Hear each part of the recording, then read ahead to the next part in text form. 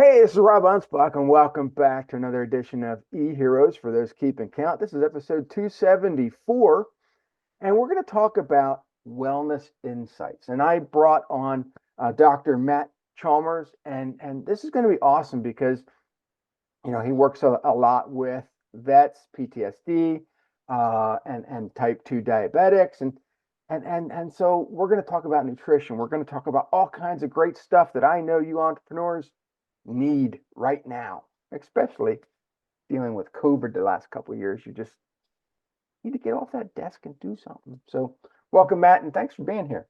Absolutely, man. Yeah, it's good to be here. We'll just jump right in because I talked about PTSD and vets, and I know that's near and dear to your hearts. And I have a son in the military and friends that were in the military, and I know all that trauma that they deal with on a constant daily basis. When they get into the real world, they don't know how to act, Yeah. and so, yeah, we have the post-traumatic stress but it goes beyond that because a lot of vets are coming out of the service. They're addicted, not only to painkillers, but, to ketamine and all these other things. And, it can lead to other addictions. Yeah, no, we've seen that a lot. They'll come out, they're addicted to, the different type of opioids. They'll be, there's all sorts of different painkillers that they're be given because they need them. I'm not trying to downplay the need for them. But the problem is if you take some of those things long enough, you become addicted to them. And Mhm. so when they come out, they've got that as well. It's not that these guys are doing drugs, illegal drugs while they're in the service. It's they needed painkillers and that's what they give them because that's what they Yeah. have. So, that's what we're seeing a lot of as well. So lots of trauma, lots of stress. It's funny because I'll talk to guys and they'll say, when I'm in it, they're like, everything's cool. Mhm. Because that when I'm in the chaos, everything's okay. Like I can survive and I can function in the chaos really well. Mhm. But when the chaos comes down, my brain's still up here where the chaos is, and everything else is slowed down. I can't get out of the chaos mode. Right. And that's where a lot of the trauma comes in. That's what when we talk about it, where they're out, they seem like they're always on edge. That's the thing. Like if you put that person into a chaotic situation, they'll calm down. They can handle it, which is why we have so many first responders Mhm. who were in the military, came back, started to have issues, and we're like, I'm going to be a cop, or I'm going to be a firefighter because I need to get back in the action. Mhm. That's a lot where a lot of these guys think. And so they do, they get back in the action, and because they're set at that level 10 chaos mode, when they get back into chaos, they feel more at home in it. The Mhm. problem is, like you said, if you're going to be in a position where you're now in a corporate job, where you're doing something else, where everybody else's crazy levels at 6, and you're still stuck at the chaos of 10, we got to figure out a way to bring you back down. And that's Mhm. that's the easiest way I can explain to people how this traumatic stress changes the body. Yeah. No, in the military, yeah, it is chaos, but it's more controlled chaos because you're taking orders from someone. You're dealing with issues that are concentrated on your MOS. And so you know exactly what you're supposed to do under pressure. You get into the real world and things change. You don't have a uniform on. You don't have that surrounding. You don't have that, that your 50 other buddies that are got your back you Yeah, know and so there's no place to unload your stress. yeah. And so these things all kind of come together to shift this up. And so what we end up seeing, because again, when we talk from a neurologic standpoint, you have kind of two ways your brain works: sympathetic and parasympathetic. And so sympathetic is fight, flight, freeze. Parasympathetic is resting and digesting. So what ends up happening is that since we've kind of shifted their whole world towards this sympathetic state, we start shutting down digestive function and stuff like that as well. So now we start having, weight gain issues, we have hormone issues, we've got sleep issues. And so all these things start getting worse and worse.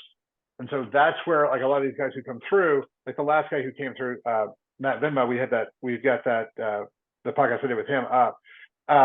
But that's kind of what they talk about. Like, they've got all these things, and so we can just kind of calm those down and kind of get them back to the point where they're like, oh, everything in my life is just kind of shifted back. I can rest, I can sleep, I can feel better, like I can get to the night, like those type of things. So that we just shut move more parasympathetic. And that's kind of what we're seeing what the ketamine is doing. Yeah. Yeah. And those soldiers that were in special forces of any kind, they come back with TBIs and brain injuries of that sort, and they can't function. Yeah. And you go back to 83 or whenever that first Rambo movie came out, and you could see that traumatic brain injury and causal effect in Sylvester Stallone playing that character, and people just laugh it off. Yeah. But that happens every single day. These soldiers come home, and the world that they remembered is not what it is. Things changed, and people aren't embracing who they were or what they did, and so these soldiers can't survive. Yeah, it's hard to process. Like some of those guys come back, and it's funny because the way the stress affects people is a little bit different. So we have a lot of people who, like, it can kind of roll off them. Like it's not like just the way their minds process it. It's just kind of like, yeah, that's a bad deal, but we're over that. Other people get shifted into that sympathetic state, so they're always on. Some of the guys I've talked to get a little addicted to the chaos. And so, like, those are your guys who stay in for a long time, who get, these are the guys who, do the contracting work, those sort of things. And these guys are hilarious. I love thinking these guys are funny. They've got some trauma as well because they still have to start kind of calming down. And the problem is that when we look at this, people are like, well, no, I know a guy who did all those things and he's totally fine. You're like, yeah, that's a thing. That's part of the scale, right? Of how much did it affect you? And so, that's just kind of how it works. So there are all those guys, but there are a bunch of guys who have some issues we got to clear out. And so that's why we kind of started working with those guys, because, they went out. I have a big respect for people who are willing to put their life on the line for other people. I would like to say it's other people now instead of the country, but we all have our opinion on that one. And so it's one of the things as those guys get back, it's like, hey, you guys did this for us. And the same thing with the first responders, right? Because who's seeing all the car wrecks and all the burned bodies and who's fishing all the 4-year-old kids out of swimming pools and stuff like that? Those are our first responders.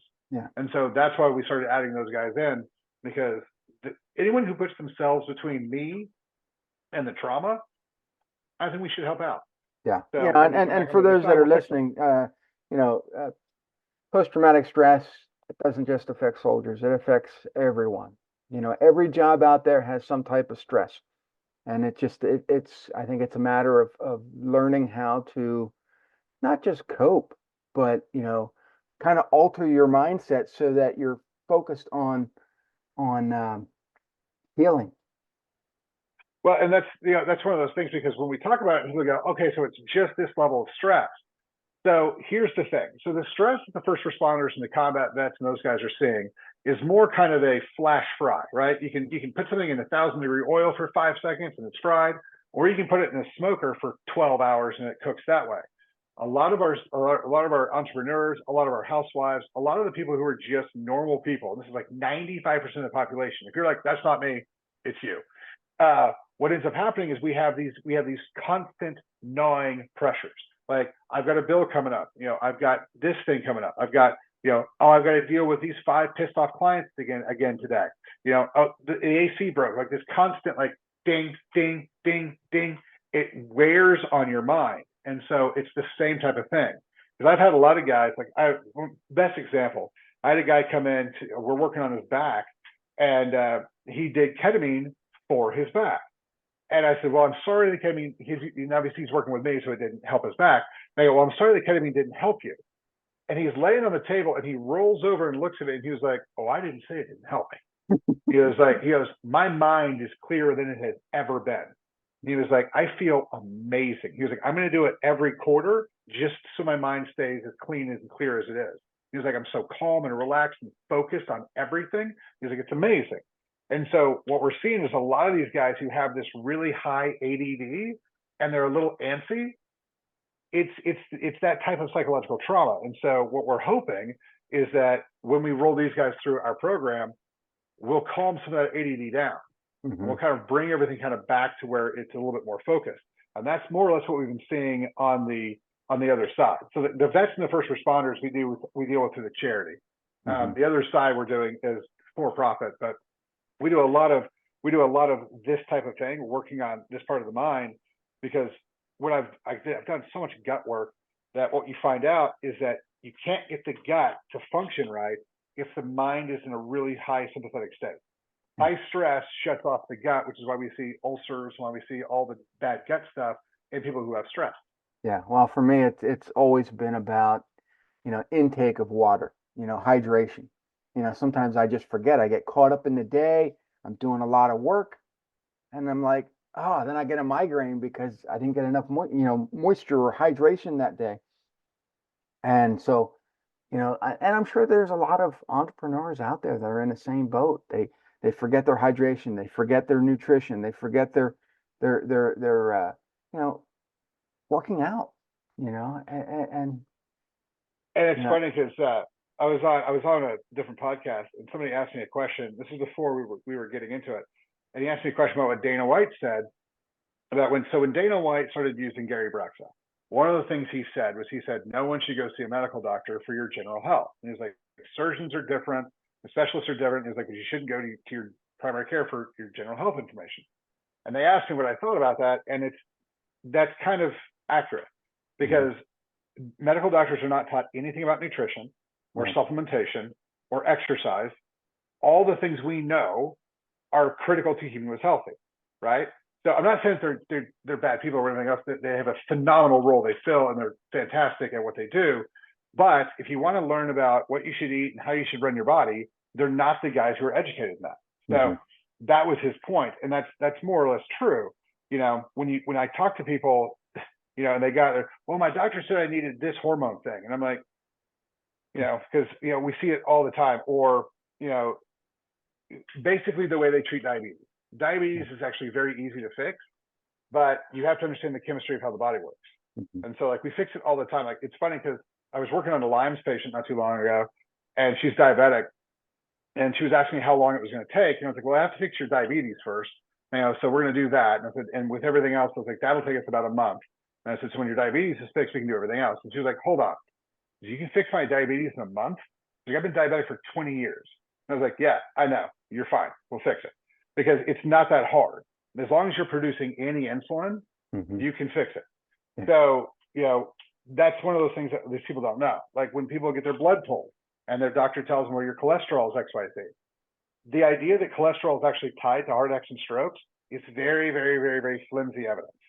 So what you actually want to do if you worry about heart attacks and strokes is get an echocardiogram and a calcium CT.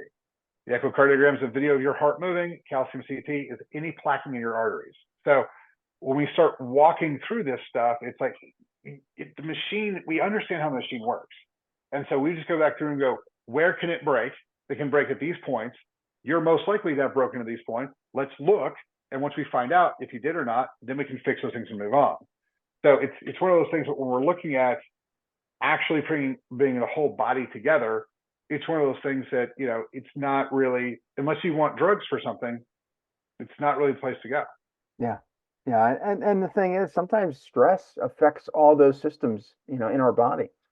And so if we're under tremendous stress, we're going to lose sleep. We're going to lose all these things that our body needs because we're worrying about something stupid. And now our kidneys are failing, or we got diabetes, or we got this, Well, and it's actually funny when you talk about just what stress does, right? So if you just walk through, so it's going to make your mouth dry. It's going to decrease the hydrochloric acid in your stomach. So here's the thing. Your stomach doesn't have a fill sensor. It has a pH sensor. If it stops producing hydrochloric acid and it starts filling with lactic acid, your body will not stop it from filling. So it gets all the way full. And so what ends up happening is that's where your GERD comes from, your heartburn comes from. And the pH of lactic acid and the pH of butyric acid and all those others versus HCl is radically different. HCl is a pH of 2. It will kill H. pylori. Lactic, butyric, all the other acids won't. This is why when you see people who have stomach ulcers or gastric ulcers, they have high stress. So if you want to fix that, you figure out what's going on. If they don't have an ulcer yet, you just take hydrochloric acid and it will kill anything that's in your stomach. Then when we come down to the liver, if you're stressed out, your body will not methylate. So you're going to lose B6. When you lose B6, you start congealing bile salts. which are liver salts, into stones. Those liver stones go to your gallbladder. We call them gallstones. So now you can't emulsify the fat you're eating. Comes down, parasitic infections come through, yeast goes high. So the gut is completely destroyed if you have high stress. It's like I said earlier, like we found out we have to fix the stress before we can fix the gut.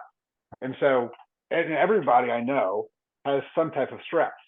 So there's a point though where that stress is now creating problems instead of it's good for you. So that's the break point we got to find and fix. Yeah. And a lot of people then they get so high stressed, they'll think, oh, I just need to consume more coffee, more caffeine, more, whatever. And it's like, no, that's causing your problem. Yeah. But I like all the social media doctors. They're not real doctors, but they'll give you advice on what you should do next. And it's like, okay, did you do a blood workup? Did you do this? Did you do that? And, no, just take this.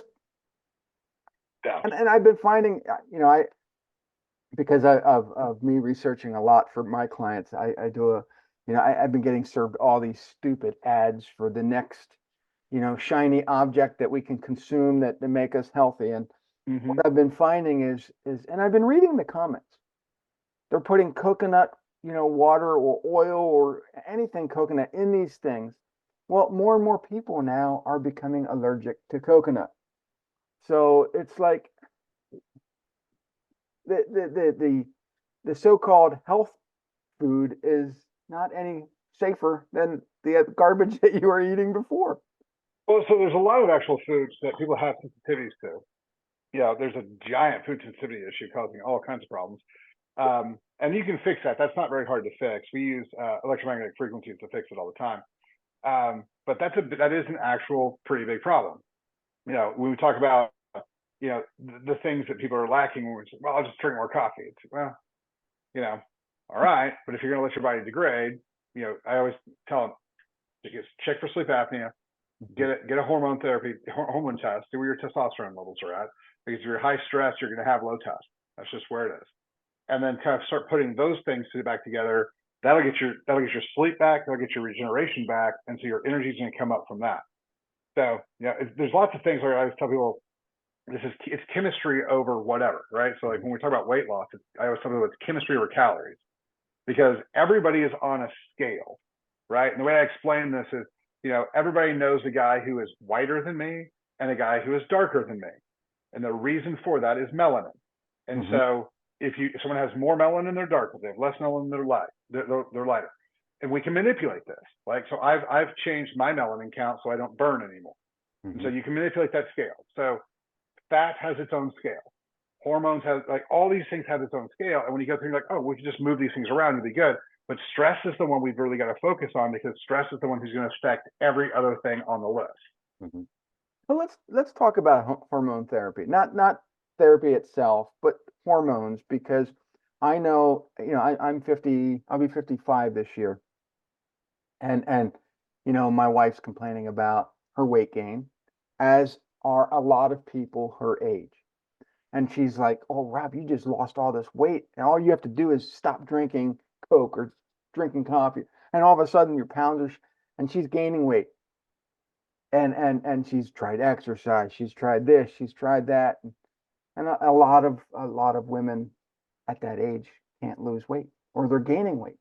So, what do you advise them to do? So obviously we're going to check their insulin and make sure we're one, not in your sliding diabetic, but two, in diabetes is an insulin issue. It's not a blood sugar issue. So we'll check that, and then we'll go through and we'll check their testosterone. So testosterone is the healing hormone. And so it's always funny because people are like, you said that it fixes bone density. And I did say that, and I should not have said it the way I said it. What happens is that anything in your body will be healed by testosterone, but you have to give the body a reason. Right. So if you take testosterone and you don't work out, you won't get a lot of help to the bones and muscles. It'll help a little bit, but it's not going to give it giant results. Now, if you work out really hard and put a lot of stress into those bones and into that muscle tissue, healthy stress, they will regenerate and heal back stronger. And so testosterone is one of the most important things you can put in your body. my favorite part about this is that when I work on couples, because we do a lot of like couples work, if you come in with your wife or your husband, it's cheaper to work with us because now there's two of you pushing each other to get better, and I like that. But they'll come back and they'll be like, "Hey man, that testosterone man, it saved our marriage." And I'm like, I know, because what happens is that with women, their sex drive goes up, their sensitivity goes up because. So think of it this way: one of the best ways to fix erectile dysfunction in men is to give them testosterone. Increases blood flow, nerve functions to the genitalia. It does the same thing to women. So it engorges the clitoris and it makes it more sensitive. So now not only does she want to have sex more, but she likes it a whole lot more, which means you're probably going to have it more often, which means he's going to be nicer, which means that everybody in the family wins. And so they come back and they tell me these things. They're like, I've got all this energy and we're sleeping better. They're like, it's amazing. And I'm like, yeah. And they're like, these are great drugs. I'm like, here's the thing. They're not. Testosterone, even though it's injectable, I will not let people view testosterone as a drug. As long as you look at vitamin D3 as a supplement, because guess what? D3 is a hormone. It's not a vitamin. The definition of vitamin is essential nutrient that cannot be made in the body. D3 is made in the body. D2 is made in the liver, attached to an LDL cholesterol, taken to the kidneys where it's turned into D3. So that's where we get D3. So it has to be a hormone because it then helps your body absorb ions. Yeah. So if you're taking D3 and you think you're not doing hormone therapy, you're wrong. So think of it that way. And the way I look at it is that whatever the receptor inside the body wants, the normal chemical it's used to seeing, I don't care if you make that inside or if somebody makes it in a lab and gives you that same chemical, as long as it's that chemical, I'm going to tell you that that's natural. Yeah. Because that's how we bring in vitamin C. It's how we bring in all of the amino acids we use to build our whole body. And so if you look at it that way, you're like, oh, the reason everybody thinks it's a drug is because George W. Bush decided it was not something we wanted to have and made it illegal. Before he made it illegal, it was over the counter. Yeah. So that's the thing. It was also first synthesized to treat depression in 1935, and it works really well for that. So again, more stuff that we should have been having access to that the government has taken away from us. Well, I've noticed that a lot of the over-the-counter vitamins have synthetic vitamins and minerals in them. They're not even real compounded. And, it's a wonder, is that stuff even safe for you? So for a lot of people, it's actually not. So one of the things we see is, and people ask me this all the time who are starting to listen to Gary and starting to read about stuff. They're like, how worried about MTHR are you? And I'm like, not very. And they're like, why? I thought it was a huge deal. I'm like, oh, it's a tremendous issue. Like it is a giant freak out type of issue. Like the reason it doesn't matter as much is because I'm just going to give you all the methylated functionality. I'm going to give you fully methylated B vitamins because the vitamins we use are fully methylated. So you don't have to methylate them. So if you have MTHR or if you're under stress, you're not going to methylate either way. And so I have to recognize that. And so as we're working on your body, I'm going to give you something that is fully methylated. So it's an in chain. It's the way your body needs to process it. And so we use, fully methylated B vitamins for that. And so there's lots of those little things that because of the stress shifting the body, we've got to go through and supplement for. So now, and so you're right. There's a lot of supplements that are bad for you or just not going to be very good. So the ones that I take are on my Seawell store, and all of the profit from the vitamins that are sold on that Seawell store goes back to the charity to fix veterans and the first responders by using ketamine and psychedelics. So if you guys are looking for a place to get supplements and you don't really care where you get them there. It's the same ones I take, so I guarantee you they're going to be as good as I can find. And so get those. You're going to get high quality stuff, and then you'll know all the profits are going to go help people. Yeah. So you said a key word, and that was recognize. And coming from a doctor, you recognize. But there's a lot of people out there that are self-diagnosing, and they're like, "Oh yeah, I need that supplement, or I need that one," and then they start taking this stuff. And they're like, well, why isn't it working? Because you didn't need it. Well, there's also a lot of times that, you do need it, but you don't feel it. Yeah. Like people come in all the time and I'll see horrible lab reports, horrible lab results. And I'll be like, you need XYZ. And so they'll take it and their lab results get better or the testing gets better. And I'm like, okay. So, and a lot of times you can't feel it. So for instance, like we have a giant issue with COVID. And And I have an issue with people calling it a virus because we need to recognize it's a bioweapon. Mm-hmm. Because if you start thinking of it as a virus, you start putting it in the same category as a cold and a flu. Mm-hmm. It's not. It was a bioweapon that was designed in a lab to do what it's doing, and most people don't know what it's doing. What happens is that it activates what's called an ACE2 receptor site, causing all the blood vessels in your heart, brain, lung, and kidney to constrict, which decreases oxygen to them and decreases nutrient flow from them. And so a lot of guys who are getting the vaccine are having sleep issues. They're having heart attacks and strokes. They're having cholesterol. I just got another call today. This happens all the time now. I have 2 girls who called me today. Both had scans, mammograms, the whole deal, less than 10 months ago. Mm-hmm. And they were totally given a total clean bill of health. And both of them have, one has triple positive, one has double positive breast cancer now. Both of them got vaccinated and boosted. Yeah. I have yet to get the vaccination. I've had COVID 4 times. I think I've had every flavor of COVID, and it almost killed me in 2021. I had it December of 2019 before they even knew it was COVID. I mean, I came back from Chinatown, San Francisco, and I was sick for like 3 weeks, and the doctors didn't know what it was. They said, well, it's kind of like a flu, but we're not sure. And then 2 months later, they're like, well, we think you had COVID. Well, no shit. So I had it in 2019 as well, and it was just like that. So like I'm buddies with all the guys at the ER, and my pulse ox got down to like 89. And my wife asked me, she was like, what's your pulse ox? And I was like, 89. She was, what's your rule? And I was like, my rule is for other people. And she was like, what is your rule? And I was like, my rule is if your pulse ox gets under 94, you have to go to the ER. And she was like, go get in the car. And I was like, all right. So she takes me down there, and I'm sitting there all grumpy. And like I said, I'm friends with all those guys. So they walk in, they're like, why the hell are you here? And I'm like, my pulse ox is 89. He went, what? And so he takes my pulse ox. He was like, what the hell's wrong with you? And I was like, I don't know. That's why I'm here. So they swab my, they took my blood, took everything, right? Yeah. And he comes back and he goes, so you're negative for strep, you're negative for flu, you're negative for cold, you're negative for everything we tested you for. And I was like, so what's wrong with me? He goes, you have the flu. And I was like, okay.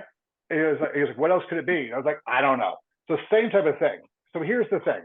I figured out how to fix it in 2020. It took me about 4 months to figure out how to fix it. So you use quinine to knock the spike protein off the ACE2 receptor site, and then you put them in a hyperbaric chamber. Hyperbaric chambers increases oxygenation of the tissue by about 1,000%. I didn't think it was that hard to figure out it was vascular, because any mechanic will tell you if you've got a tank full of gas and the engine's not getting any, the first place you're going to look is the fuel line. Well, if your tissue's not getting oxygen and you're breathing just fine, we need to look at the blood vessels. And so we use quinine because quinine, when I originally started testing, quinine has been used for muscle spasms in the blood vessels that constrict them. It's been used that for years, and it works fantastic for it. So, but the hyperbaric was an obvious choice. Because that increases oxygenation of the tissue by 1,000%. And that's not medicine, that's just physics. It's Boyle's law. So it multiplies the gas in the fluid. So that was an easy call. We were watching people's pulse oxygen go from 77 back up to normal ranges. And so we were pulling people out of hospitals to save them. And what pissed me off the most is that 2 of the hospitals we were pulling people out of had hyperbaric chambers. So it's one of those things where that was a really irritating time, because I made videos and I posted them on Facebook and YouTube, and they immediately came down. Yeah. When I had it in 2021, both my wife and I were sick for weeks, and we ended up going to the hospital. And the first hospital we went to, there was a 6-hour wait. And I'm like, screw that. So I drove another 20 minutes to another hospital. They got us right in. And I was so exhausted. I basically fell out of the car. They had to wheelchair me in, and they put me on an IV. They pumped me full of vitamins and whatever their cocktail was at the time. And they say, well, we're going to give you an EKG because we think you have a heart attack. Yeah. And so that came out negative. And they're like, well, okay, you must have COVID something, but they couldn't figure out. It took them like 2 days. We finally said, you have COVID pneumonia. I'm like, whatever. But it was like the worst time, because all I could eat was Jello. Everything tasted like salt. It was nasty. So. Yeah, zinc helps a lot with that. Raking up your zinc. So, because it's funny, because so when I got home from my deal, because Like if you use D3, lysine, and vitamin C, you'll be able to knock out pretty much any virus, cold, flu, whatever. So I get home and I'm hammering that because normally my flu protocol, you're done with the flu in a day and a half or two. Mm-hmm. Like 3 days in, I was like, I'm not any better. Like I'm not real happy about this. And so that's one of the reasons I keep telling people, I'm like, make sure you remember this is a bioweapon. So when Mm-hmm. you're like, well, how come the viral stuff I do normally doesn't help this? Because this is a biological weapon designed to decrease oxygenation to the heart and brain and lungs. Mm-hmm. This one is a virus that just happened to be in nature. And so if we don't forget that, then we understand why things work differently. Yeah. So, and the new one in China has a bacteria laced with it. We're using hyssop to kill that, but it's pretty strong. Yeah. Like this one's It was just, worrisome. it was just ironic to me that, 6 months after this thing was released, they had treatment for it. And I'm like, yeah, because you already knew what it was. And I Yeah. don't like to debate that because there's a lot of people out there that think, oh my God, it was just a virus. It was an accident. It was not an accident, people. The thing I don't understand, and again, I'm not trying to say one way or the other that I don't understand. Maybe somebody can educate me on this. I would appreciate that actually. Is if we made 1 billion vaccines as fast as we did, Mm-hmm. because 1 billion seconds is 33 years. So if we made 1 billion vaccines as fast as we did, how did we not run out of vials or fluid or all the parts you use to make vaccines? Or Right. like at least we didn't run out of because I always thought we would have ran out of Tylenol or Advil or any other drug that was being made because we're like all of our drug manufacturing has to go now to this vaccine. Then they'd be like, we ran out of everything else so we could make this. I'd be like, well, that makes sense. But we Mm-hmm. didn't run out of anything. No, And and there so was a lot of that was people. always my question. I'm like, I don't understand it. I think there was a lot of people like us who refused to get vaccinated because we know that our body can generate, internally our own defenses. And so all these manufacturers were stuck with these vials of stuff. And so they kept insisting that the people who already got a shot get a second and a third and a fourth. And it's like you can't keep stabbing people with stuff. Well, because the other problem is that it showed that it had zero effect and it had a lot of damage to it. So one of the reasons I'm finding from the sudden adult death syndrome was from the vaccine because the vaccine damages the pons, much like childhood vaccines damage the pons in infants, and we get sudden infant death syndrome. What happens is they go to sleep and they die, and thus they don't wake up. The reason is because the pons is responsible for autonomic respiration. It's the reason we breathe while we're asleep. If you damage that, you get apnea. Mm-hmm. How bad that apnea you get is either it's going to radically reduce oxygen to your heart and brain, so you're going to have plaquing and dementia and stuff like that, or you're not going to breathe enough and you're going to die. Mm-hmm. And so the sudden adult death syndrome was from people who have apnea who went all the way in and then died. Because the amount of people, like so I had a couple of my MD buddies, one of them called me and she was like, I'm having panic attacks at night. And I was like, that's weird. And I was like, walk me through them. She was like, they're panic attacks. She's like, I'm waking up, like I'm gasping for air, like someone's chasing me. She's like, I'm panicked, I'm freaking out, my heart's going 1,000 miles an hour. And she was like, and I don't know what's going on. And then I'm like, then I'm okay. And I'm like, how long do these last? And she's like, I don't know, a minute or two. And I'm like, that's not a panic attack. I was like, you have apnea. Mm-hmm. And she was like, that's not possible. I'm 50. She was like, I would have known by now. She had to get vaccinated, and this happened about 2 weeks after her vaccination. Mm-hmm. She had to do it to work at the hospital. And so we got her tested, massive apnea. Yeah. So like definitely something that she would have noticed beforehand. Well, And so we've been about 20 years ago, my buddy at the time, I think he was in his 30s, he had sleep apnea only because he kept switching shifts at work. So your body never gets used to that time frame of constantly switching shifts. And yeah, he was changing a tire one day, and I guess he didn't tighten the bolts or tighten the brakes or something right. And he went down his driveway, and the brakes didn't engage, and he went over an embankment and ran into a bunch of trees, and they crushed his chest, and he died a few minutes later, and it was tragic. But this is the problem, people, is that when you don't take a look at what's happening to your body, whether it be sleep apnea, whether it be stress, whether it be all these other things, and go see a professional like Dr. Chalmers, you may end up dying.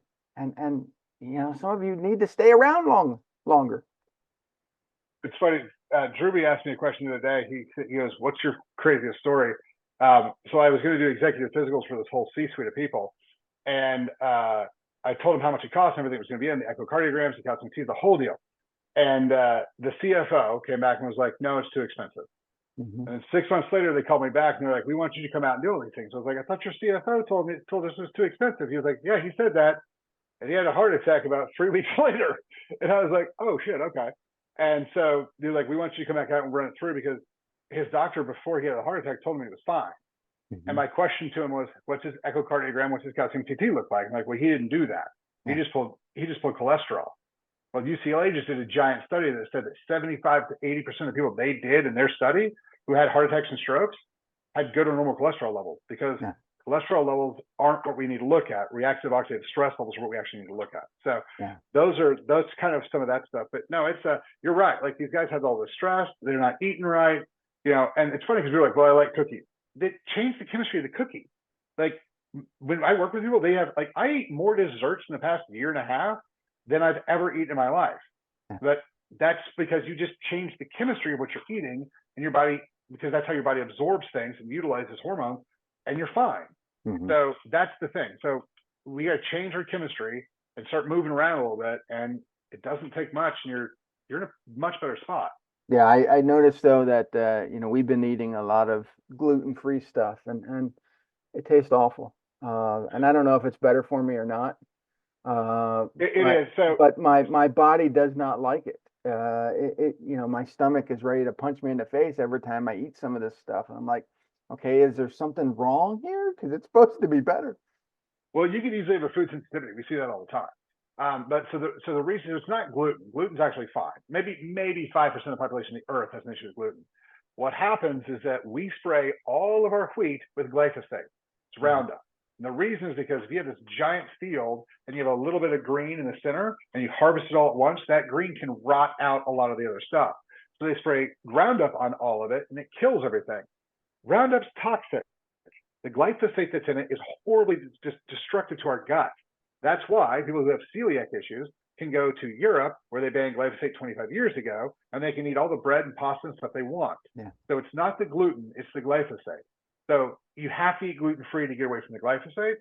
So it is better for you. But if you have a food sensitivity to maybe an almond flour or something that they're using, a coconut flour, in there, you're going to have to get that allergy desensitized and clear that up. Otherwise, it's going to keep giving you the issues. But, and that's the downside. Sourdough, if you make sourdough locally, you can usually get away with eating that. And yeah, my wife switched to such sourdough, and she loves it. And I some of it, it still tastes weird to me, but that's just my preference. I'm more of a white bread guy, but I know that they say that the whiter the bread, the faster you're dead. So I don't know. I haven't heard of that. I like that. That's pretty good. One of my favorite things I think is hilarious is, I'll look at athletes' diets, and everybody's eating white rice. And I'm like, do you know what the glycemic index of white rice is? It's 70. Why don't you just eat candy? You don't understand why you can't lose the fat. You don't understand why you're tired all the time. You're eating white rice. So, change your carb, drop the glycemic index, you'll be a lot better. But, it's stuff like that. So the whiter things are typically the higher the glycemic load is. And that's where the problem comes in. Yeah. So how do people find you? Where do they go? ChalmersWellness.com is probably the easiest place. And then SeaWellStore.com. Those two are probably the easiest places to get me. I've done, TED Talks and stuff like that too. So if you guys are big cannabis fans, Google Dr. Chalmers Cannabis TED, and you should get my TED Talk. But the website's usually the easiest way. And what's the biggest? I can't say the biggest, but what's the most popular item that you sell in your store? In the store. So the RFA is really fun. So that one I kind of put together, and we utilized when we developed the detox box I did for ID Life. So that combination kills viruses, it kills bacteria, it'll kill yeast, it'll kill all sorts of stuff. So it's got a bunch of really great oils, essential oils in it that are very antiviral and antibacterial, but they're hot, like they're like really spicy. And so we put them in a capsule, and that capsule you can take will kill that stuff, and you don't have to worry about, you might burp it every once in a while, but then it'll help with urinary tract infections. It'll help with yeast. It's pretty cool. So the RFA is a good one, but the one I sell more than anything is a superior B. That B vitamin, that's the methylated B vitamin that helps with B6. It helps with sleep. It helps with energy. It helps with brain function, because the folic acid that's in it is actually L-methyl tetrahydrofolate, which is the one you want. Same thing with the B6, the B5. So all the Bs are in there are methylated, and it works really, really well. So that's probably the one that people need the most. This is a fascinating interview, and I'm hoping that you guys paid attention to all those big words he said, because they'll keep you healthy and hopefully wealthy and all those other great things that you're supposed to do as an entrepreneur, because energy is one of the ones that especially me, I got ADD, and I'm sure that most of you entrepreneurs have ADD, and so we need to be able to control that energy. And so what I do every day, I just hyper focus, I get stuff done, but a lot of people are scattered like squirrels trying to find the last nut. And so if your health is important to you, if your energy is important to you, go to chalmerswellness.com and talk to Matt and learn stuff. So we'll catch you guys on the next episode, and this was fun. So adios to Matt. This is what makes Matt an e-hero, and we'll see you guys on the next one. Adios.